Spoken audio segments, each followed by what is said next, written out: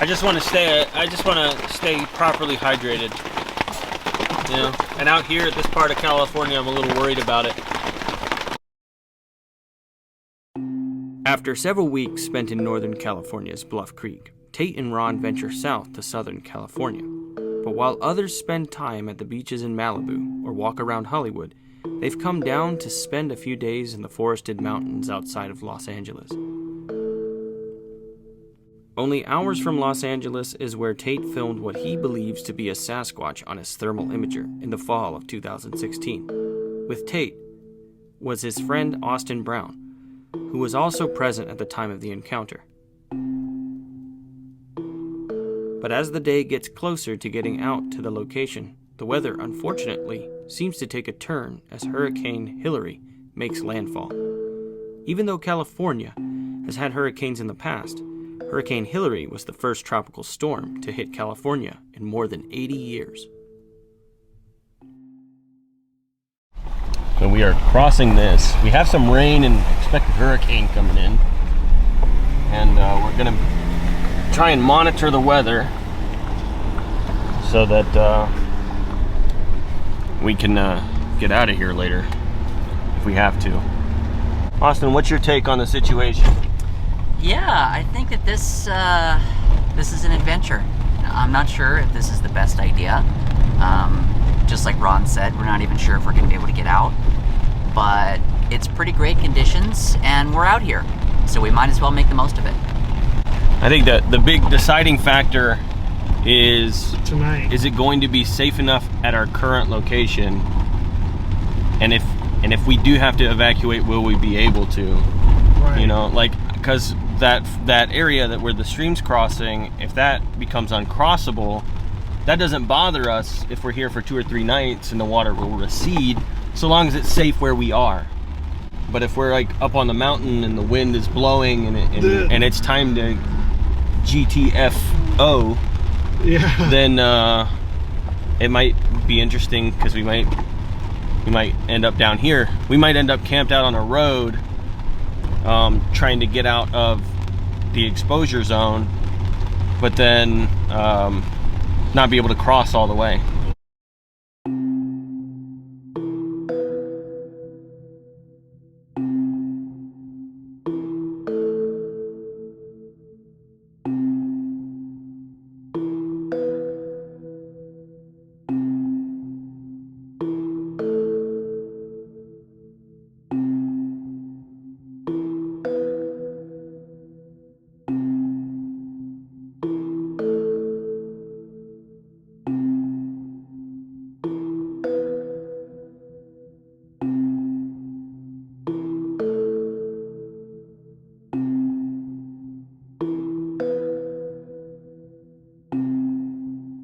So we got up to the top here, but we got service and started doing an update. What are we looking at here? So this is part of the storm right here. So this is for the next, like, what is it, 5 hours? Yeah. But if I do 12 hours, that's really heavy. That's supposed to hit around 3 to 5, and by 9 o'clock tonight, it should be gone. Okay, so it's gonna come in, and I mean, we can look outside here, and I mean, I can't really show it right now, but we were watching the wind kind of sweep the precipitation a little bit. It's still right now, but we are getting like gusts that we're worried about, like the heavy extreme, the yellow on the map there, where we are, when that hits, that's extreme precipitation, so that's a lot of, like, that can create flood conditions and like heavy erosion of soils on slopes. Yeah. And then that could mean like a slide blocking the road, which, I mean, the quality of the road looks good, but a slide across it would block us in. A tree whose root systems are compromised by erosion would block us in. And then the stream crossing that we have, like, at the base of the mountain would also, like, block us in. And the water recedes quickly. So in theory, like, if we get hit by rain this evening, and we don't get blocked in by a mudslide, planning on leaving, you know, like, we would be up here. But I guess it's the mudslides, the sliding in the trees that we're not really prepared for. Well, it's supposed to be 100% of rain today, and then tomorrow is supposed to be cloudy and sunny. So I think our plan of attack today is to go back down the mountain, stay the night there overnight, just wait this out, and then go back up in the morning. Unfortunately, due to the high levels of precipitation, there was a strong possibility of flooding and mudslides. Tate, Ron, and company head back down the mountain to find a safer spot to camp for the night before they drive back up in the morning.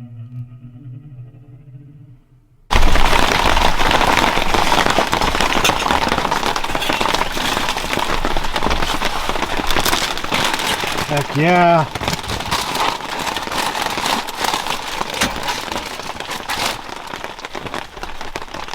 Oh man.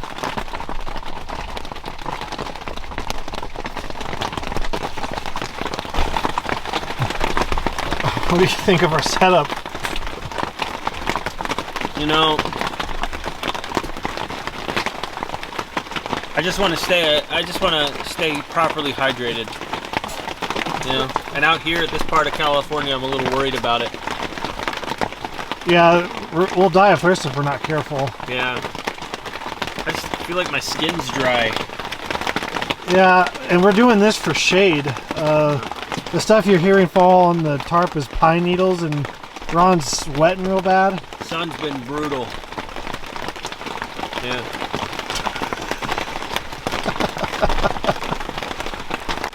This is our sleeping arrangement. I'm in this little nook right here. Ron's gonna be right here, and Austin's gonna be in the front seat. And yeah. Well, we got beer and whiskey and a dream. So right now we're trying to organize the car. It's raining, my shirts are wet. Here's Ron. Oi!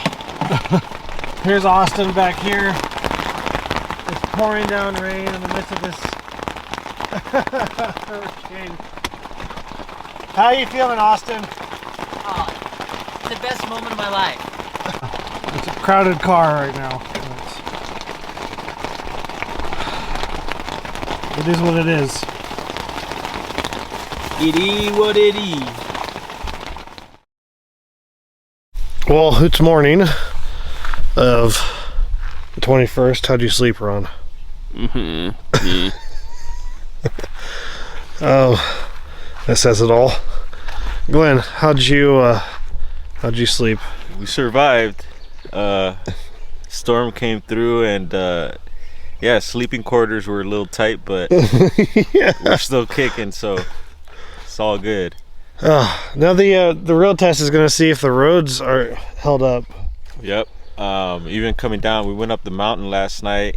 I mean, actually yesterday, and came down before night. And I slipped a little bit. I don't know if Yeah, I was slipping a little bit too. Yeah, and so I'm glad we did come down when we did, because yeah, I don't know what the roads are looking like now. So hopefully they're not bad. yeah, and then we did see some flood signs on the way in, so I wonder about those areas. And then also Austin had gotten that warning about possible floods in certain areas till about 3 in the morning. We So got it too, and Tate, we got it too. Yeah. So that'll be interesting. We're gonna see what the roads are like. We're gonna eat all of our food because we're gonna go to the top of the mountain today, and I don't really want to cook food when we get back, and it's late and foggy and cold. So should be fun. yeah, it doesn't seem like Southern California at all. No, This is a surprise. It it's seems like Pacific Northwest a little right? bit. Yeah. It's like you're up in Mendocino or something. Yeah. But should be good.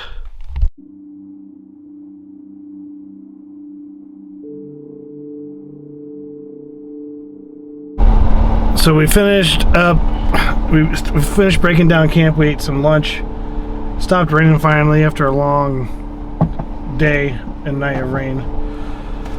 We're headed up to my thermal site finally. We're gonna go up there, poke around, and then we're gonna go to a campsite. And then we're gonna hit it tonight and see what's walking about these mountains here. So. I mean, what are you expecting, Ron? You've never been there before. Like, what are you expecting to see in this area, and then what are you expecting to see up there?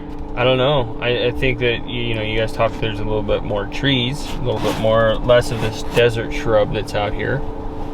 But I don't know. I don't have much of any expectations until we start doing what we do, you know? Hoping that the wind will work in our favor and it'll be quiet enough to do knocks and whoops. But I'm excited to do that. I know that where we're going, if there's more trees, then we got more firewood and wood knock potential, and it'll be a different environment, so. Yeah, it should be cool. So we're gonna head up that way and then see what we find. Hopefully we see any tracks along the way, because it just rained, so it's prime time for fresh tracks. Yeah, we can look for any disturbances in the soil. The only bad thing is, if we find a new track, we have to go and get the plaster, which is in Ventura. But if we find any good track, it would actually be worth it, because that would be be a pretty significant. And you know what? Find. I would go to the closest. I don't even think they're shop. You know, it'd probably be Walmart in Bakersfield. Yeah, and then we could get maybe plaster of Paris from there. Yeah, and come out. $5 bucket, a couple $5 buckets. Go to Michael's or something. Yeah, come out here and recast the print if we found one. But the odds of that happening are pretty low. But again, we're gonna go look. We're gonna head up the mountain right now, and we'll report back when we get there.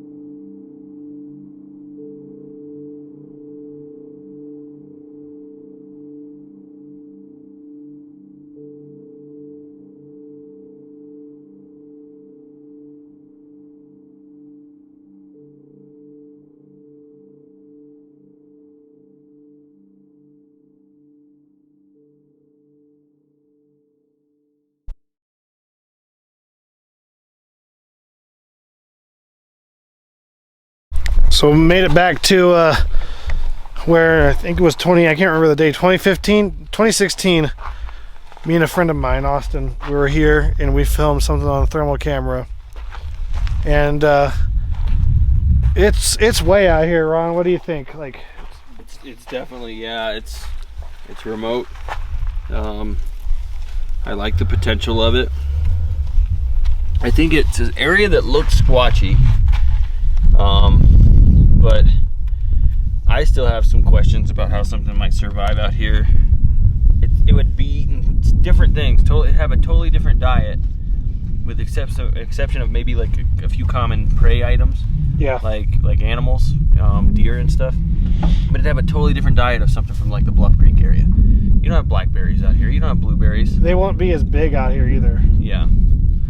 And then you're wondering, you know, like maybe there's some seasonality. Maybe they're here for part of the year and then they get up and move somewhere else. I think it's a seasonal thing. Yeah, but I mean, we're at the foothills of the Sierras essentially, right? Yep.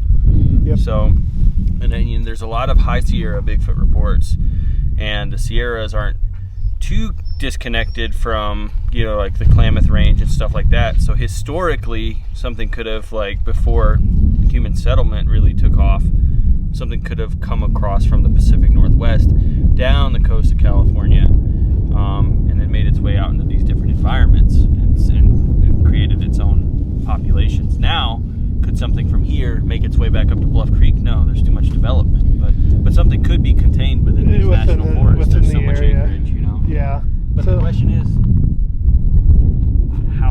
what would be different? How could they survive out here? Because it's not the same. It's not the same environment. Yeah, I don't know. There are certain places, there's certain things that make it common with Bluff Creek, but there's a lot of differences too. So yeah. That's my thing, is let's try to play naturalist and figure out, you know, what are the opportunities. And I don't know enough about like drier desert environments like this in the southern Sierras. I know I've seen bears out here. I've seen deer. Right. So it supports animals like them. So it's not hard to think that they can't be out here. There's been a pattern of mountain lion and bear habitat overlapping typically results in an area that has a lot of Bigfoot reports. And you do have both of those species living in Los Padres. So Yeah. there might be some good stuff out here. If a bear can survive out here, then, you know, in theory, a Bigfoot can, you know. And it's That's got the exactly- ridges that it needs and that a mountain lion would need to hunt from. Yeah. In October of 2016, Tate Hieronymus and Austin Brown were out here in the Los Padres National Forest when they stumbled upon something that didn't have characteristics of other known animals. Fortunately, Tate had his FLIR Scout TK, a thermal camera, which he used to film the encounter. This is what he captured.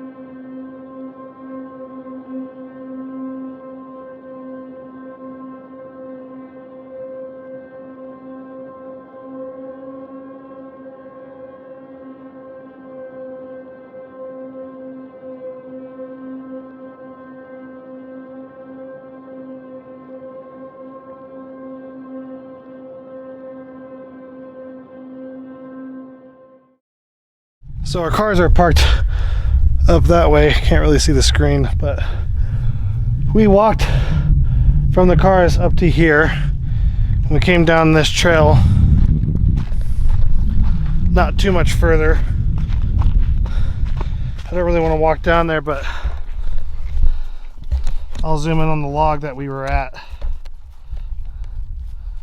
We were right there at this log.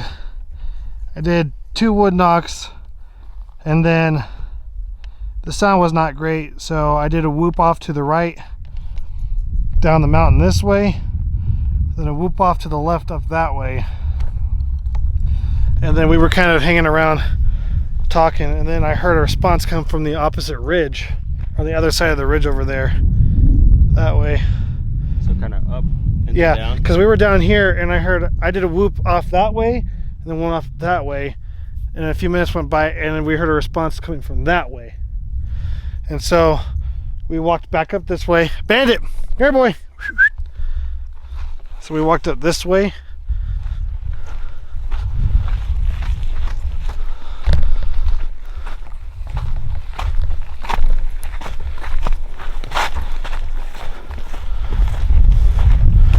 Went up to this spot up here.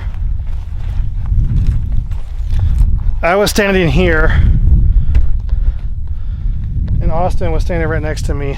So it was standing right here, and it was crouched down, kind of like this, because we could only see the head of the thing on the thermal, or the video. You see the head. So after a while, I think what happened was it stood up and then turned around and walked down that hill. This is where it was standing right here. It stood up and went back down that mountain, which is a really steep hill. But yeah, then you could see our vantage point from where I am to where Ron is. That's where Ron is where me and Austin were, and where this thing was pretty much right where I'm standing. So give or take a couple feet. The creature that we filmed was kind of in this general area, and this tree here wasn't as tall. It was 8 years of growth that this tree's had. Yeah, so back then it was like 2 feet tall, 2.5 or foot and a half, give or take. 1.5 feet to 2 feet tall is what it was back then. And so, but you can see, like, if you come to where this thing was possibly standing, you can barely see. Like, if you crouch down, it's a good vantage point for anything to kind of do this and stay hidden, right? And so it stood up like this and walked down that steep hill right behind us. Came up from that direction. Which I was gonna say, that's totally walkable too. Like, that's not incredibly steep, you know. It's But if you start walking down there, it's really steep. Like it's. Yeah. But there's sheer cliffs, and then there's walkable ridges, and that's a walkable ridge, which is it's a good path for wildlife, you know. Yeah, but I'm saying, like, for anybody to come prank us. Oh yeah, no, I would say that's out of the question. In the pitch black, in the dark, Yeah. to walk up that. You know, and there was hunters everywhere. So who's gonna potentially prank somebody with a gun? Yeah. Which is kind of a dumb thing to do, but no, this was the spot where it happened. The footage by itself isn't a smoking gun, but with the location being where it is, the eyewitness testimony of Tate and Austin, and the behavior observed in the footage, it adds more credibility towards the footage being real. But then again, that's for you to decide.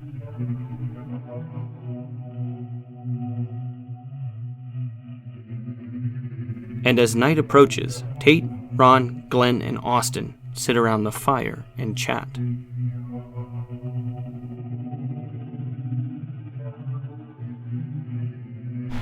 There's Ron, there's Austin, there's Glenn back here. We're sitting here at camp around the fire.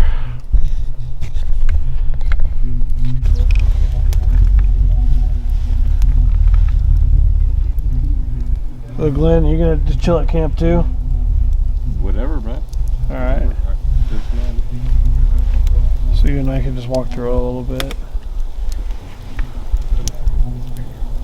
Walk the road. Oh, while we're here. Yeah, just maybe walk up a few hundred yards that way or something. Yeah.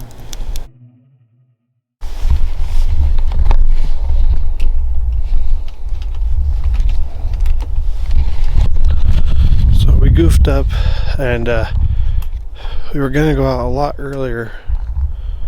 So Ron and I took a few minute naps in the Jeep with Bandit there, and a 15-minute nap ended up being like a 3 or 4 hour or whatever nap, and so everybody's asleep. It's 3 o'clock in the morning, so we're gonna just go out a little bit and see if we can rouse something up and what's out there. So we're gonna find out.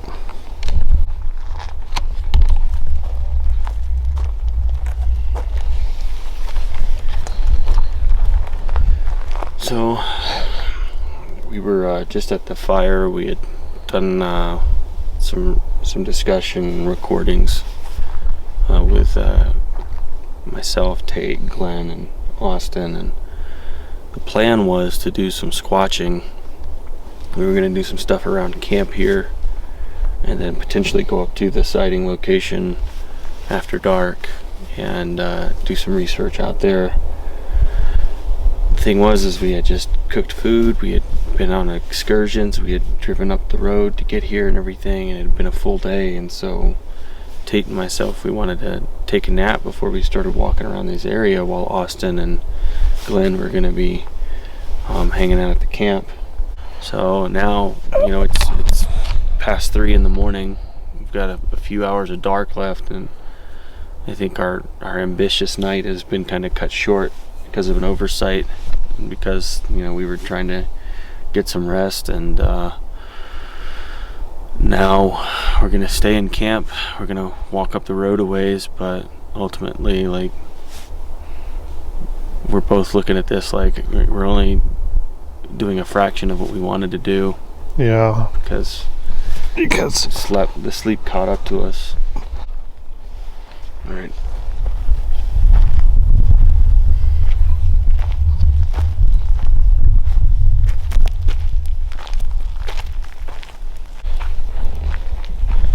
So we're gonna walk the road for a few minutes away from camp and do some knocks. So we go on a little bit. Yeah.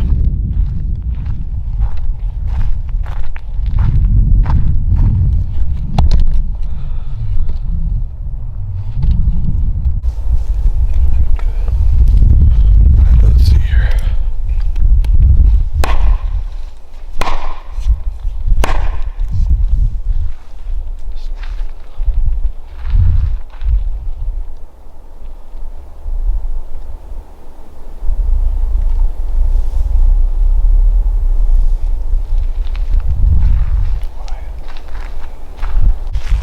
Think should do is a whoop down the slope.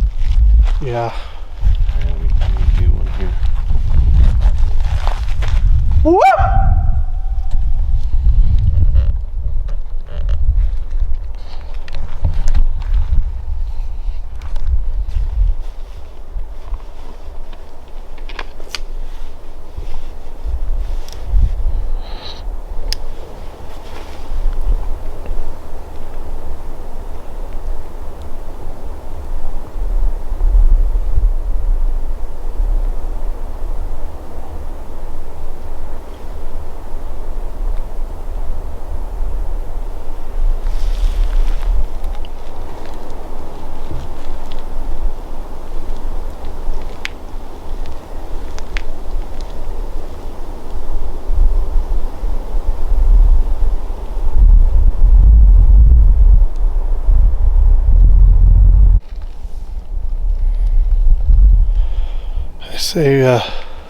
I say we walk just a little bit more down the road and do a whoop from there, or I can do a call and see if we get anything from that. Yeah, I just started the audio recorder. A few minutes while we do this. Right here looks pretty good. Ooh, yeah. I was just looking out, Oh yeah. so tossing a rock down the hill to see if we get any stuff moving around down there.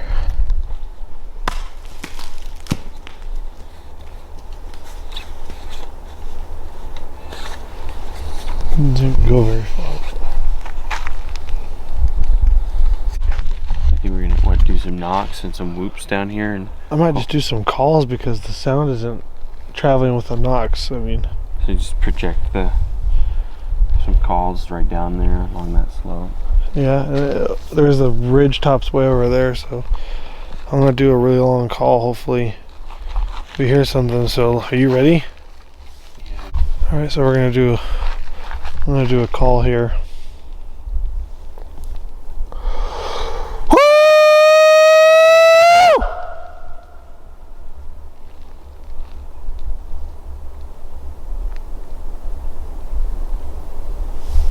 There was no echo.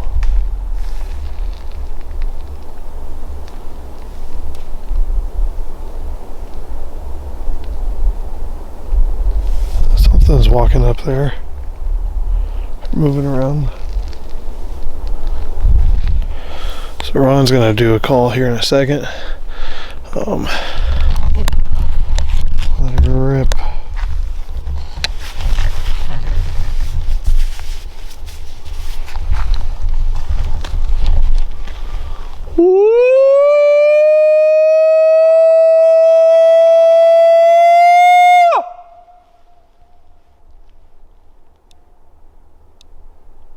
There was an echo.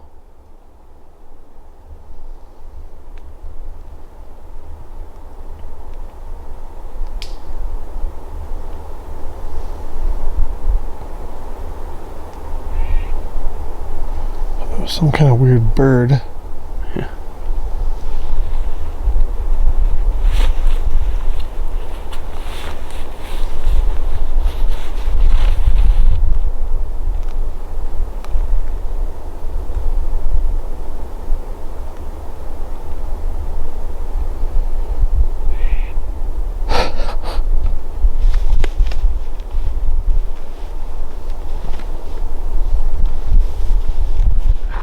imitate like the sing-song vocals that like what I recorded and what other people have recorded, and the ones I got in Mount Hood back in a couple years ago. That'd be a good idea. I've never tried to do that. I've never tried to copy it, and I don't even have the file to like. Don't remember what it sounds like. Yeah, but it's just kind of like, I know it's like a continuous, Melodic. almost a little bit like a melodic, like alternating Ohio call, and then it like basically. Yeah. It's so creepy. And then it does like a whoa, like this. So it's like a straight up like ape call in the middle of it, and then it goes back into like the Melodic call. Want to try your call here, or what do you want to do? Well, it seems a little nestled in here, the windbreaker, you know. Yeah. And we still got a little bit of an open area to shoot down here. Yeah. But I'm just thinking, I'm trying to collect myself and recall like and the sound itself, and see if I can like replicate it to a closer degree. Yeah, it was very melodic. It's a very unusual call.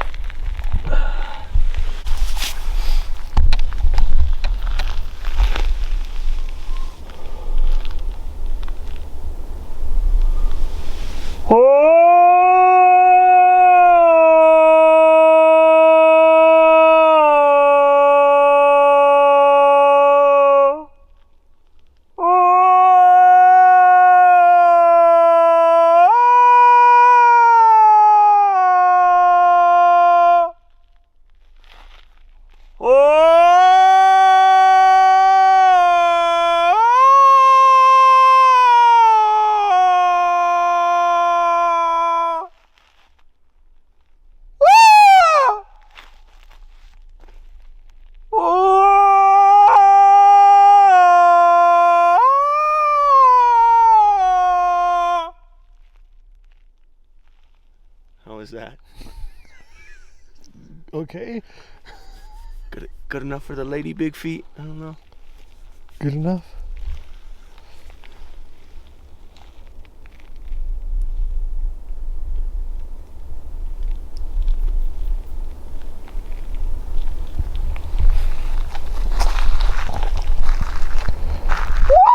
Oh God. Sorry.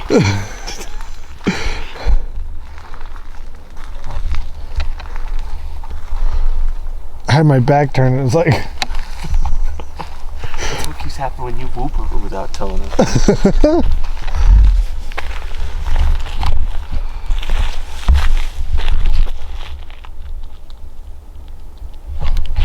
I hear a stream below. Or is that just wind? I think it's just wind.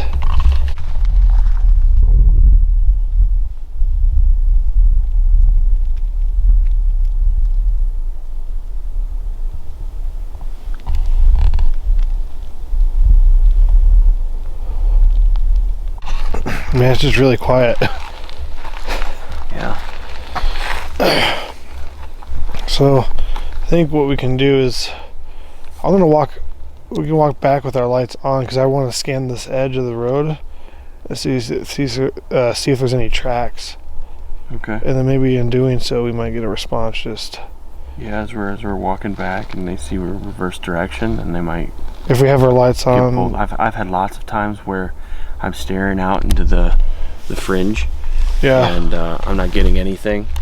But then, As soon as you act like you're done. yeah, I start walking back, and it's like, okay, time's over. Like even at Mendo, when I was in my solo hike at Mendocino, it was like I was camped out, and I got some little rock tumble stuff a little bit, but I don't even know if that was related. But it wasn't until I was like packing up camp That you got knocks. that I started to get knocks and stuff. And then as I was walking out, that's when they were really going off from a couple different directions. Like, So maybe that could happen to us.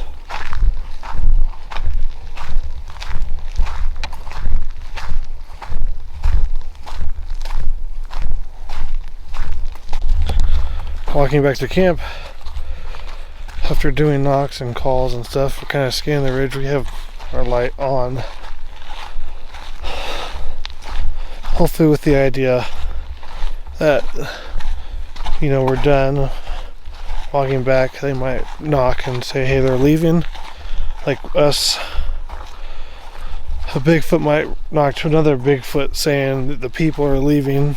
You know, it's all good, but who really knows? So that's what happened to Rodman, just, you know, he was saying. But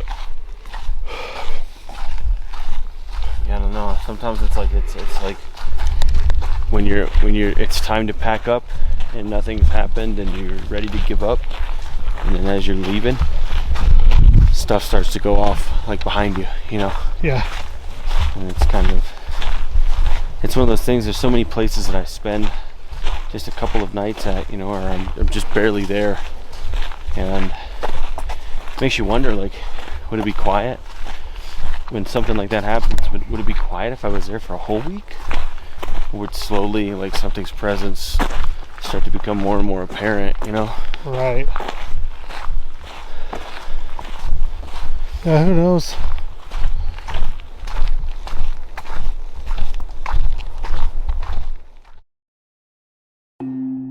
Unfortunately, Tate and Ron didn't have any activity on their final night.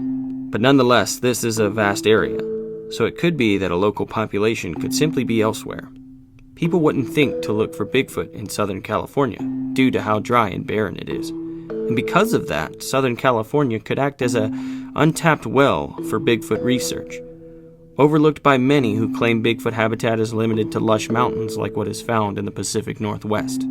But Bigfoot is observed throughout many landscapes, apparently adaptable to most places where game and vegetation can be found.